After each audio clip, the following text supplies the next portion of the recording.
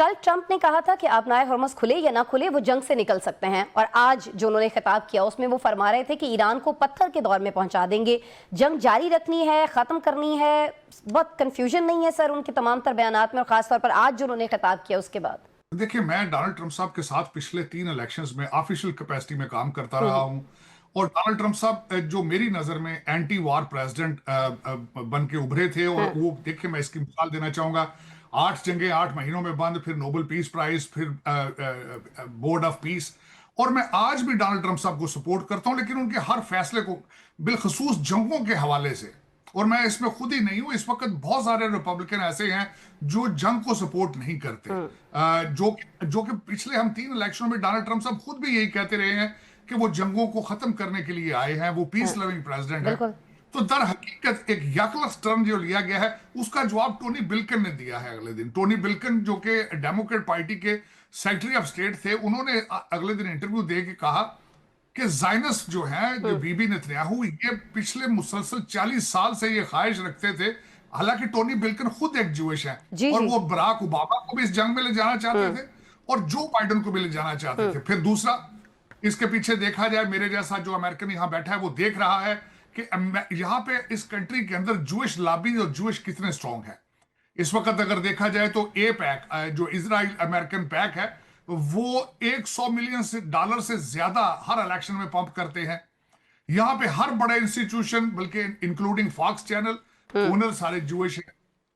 देखिए, black rock एक दुनिया की बहुत बड़ी कंपनी है, 12,000 अरब डॉलर उनकी नेटवर्थ है, उसके सारे के सारे मालिक यहूदी हैं। तो दर हकीकत एक सवालिया निशान में छोड़ना चाहूंगा आपके लिए और आपके देखने वालों के लिए कि 10 मिलियन लोगों ने, 10 मिलियन आबादी है इसराइल की, उन्होंने 8 बिलियन आबादी की पूरी दुनिया को यह रकमाल बना रखा है।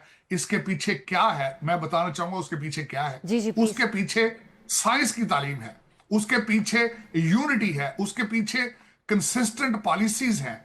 ये सारी चीजें मौजूद हैं।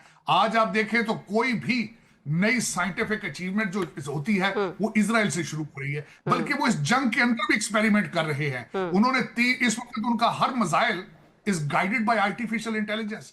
और आप और मैं जिस मुल्क से आए हैं वहां एक भी इंग्लिश चैनल मौजूद नहीं है। हमारे बच्चों को स्टेम सब्जेक्ट का कोई नहीं पता।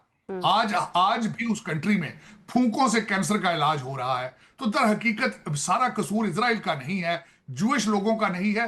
हम भी पत्थर के जमाने में पहले रह रहे हैं, हमें भी जागना होगा, बच्चों को पढ़ाना होगा, उन्हें आर्टिफिशियल इंटेलिजेंस के स्पेलिंग सिखाने होंगे, वरना हम बहुत माजरत के साथ साजिद तारड़ साहब, अभी हमारा मुल्क भी, खैर मेरे ख्याल में आप बहुत ज़्यादा अमेरिका में रह रहे हैं, वैसे पिछले दिनों आप आए हुए थे पाकिस्तान। अब बहुत सारे जगहों पर पाकिस्तान में सिचुएशन बहुत ज़्यादा तब्दील हो रही है, मौजूदा हुकूमत बहुत एफर्ट्स कर रही है। 2 इंग्लिश चैनल्स अभी पाकिस्तान में इस वक्त काम कर रहे हैं, अगर मैं गलत नहीं तो शायद 3 हैं। बाकी चीज़ें भी बच्चे हमारे पढ़ रहे हैं, चीज़ों को समझ रहे हैं, और इसीलिए मैंने आपसे ये सवाल किया, क्योंकि यहाँ जब हम बच्चों के सामने जाते हैं इस जंग को लेकर, और इसराइल ने कैसे इस चीज़ पर आमादा कर लिया है, कैसे सदर को जो जंगें रोकने का दावा करवाता है, रुकवाने का दावा करता है, पीस के नोबेल इनाम के हकदार होने का दावा करता है, कैसे उसको मनाया? क्या वो कहीं ब्लैकमेल हुए हैं एप्स्टीन फाइल्स की वजह से? ये सवाल मैंने आपसे कर लिया, आपने सारी चीज़ें मुझे बता दी, इस सवाल का जवाब नहीं दिया साजिद तारड़ साहब। अपने देने लगो एप्स्टीन फाइल। सबसे पहले तो ये बताना चाहूंगा कि डोनाल्ड ट्रंप साहब को एप्स्टीन फाइल का कोई उसका कोई ही डजंट केयर। वो मैं बता देता हूं कैसे। जब डोनाल्ड ट्रंप 1.0 था पहले साल में, तो डोनाल्ड ट्रंप साहब ने फरमाया था कि मैं 5th एवेन्यू पे जाके अगर किसी को गोली भी मार दूं तो मेरी रेटिंग नहीं नीचे जाएगी। 2 हफ्ते पहले डोनाल्ड ट्रंप साहब ने किसी क्वेश्चन में जवाब दिया है, you can ask me any question even then if you want to ask me about the sex. तीसरी बात ये कहना चाहूंगा, एप्स्टीन फाइल के अंदर मौजूद है कि डोनाल्ड ट्रंप साहब ने अपने क्लब में से एप्स्टीन को निकाल दिया था, और फिर उसके बाद उन्होंने जिस पुलिस वाले ने उनकी इन्वेस्टिगेशन की थी उस झगड़े की, उसको बुला के डोनाल्ड ट्रंप साहब ने कहा था कि you have done a wonderful job, Epstein is a living evil. तो ये सारी चीजें उसके अंदर मौजूद हैं। और दूसरा, आपने देखा होगा डोनाल्ड ट्रंप साहब का स्टाइल, वो इस तरह की चीजों से ब्लैकमेल होने वाले नहीं है। हाँ, ब्लैकमेल किससे होते हैं उसकी चीजें मुझे ये बताएं कि जेरेड कुशनर कौन है, स्टीव विटकॉफ कौन है। इजराइल का पिछली 18वीं सदी की हर किताब एक जूइश साइंटिस्ट ने लिखी है, उसमें डोनाल्ड ट्रंप साहब का कसूर नहीं है, उनकी ग्रिप है। हर bank is owned by Jewish people. Everything invented in the planet we are living is invented by Jewish. तो ये हकीकत उसमें देखें उनकी ताकत 10 मिलियन लोग उसमें क्या करेंगे। अब देखें ना पूरी दुनिया, डोनाल्ड ट्रंप तो सब तो नहीं चला रहे ना, लेकिन पूरी दुनिया के ऊपर ग्रिप है उनकी। जूश 10 मिलियन लोग। छोटी सी मिसाल देना चाहूंगा, 20 कंट्री उन्होंने अपने आसपास इजराइल के एक एक चुन के उन्होंने उसका सफाया कर दिया है।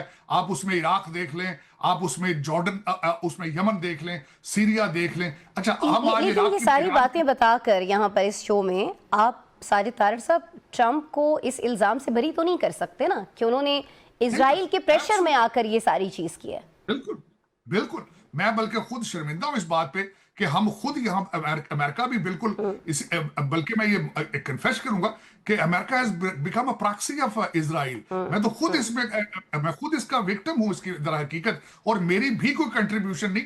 मेरे पास 2 लाख डिग्रियां हैं। आई विश कि मैं आज यंग होता तो शायद मैं भी स्टेम सब्जेक्ट पढ़ता, देखता कि वो किस तरीके से वहां पे हर चीज को ऑपरेट कर रहे हैं। अफसोस के साथ ये कहूंगा, अच्छा। लेकिन दर हकीकत ये सोचना होगा।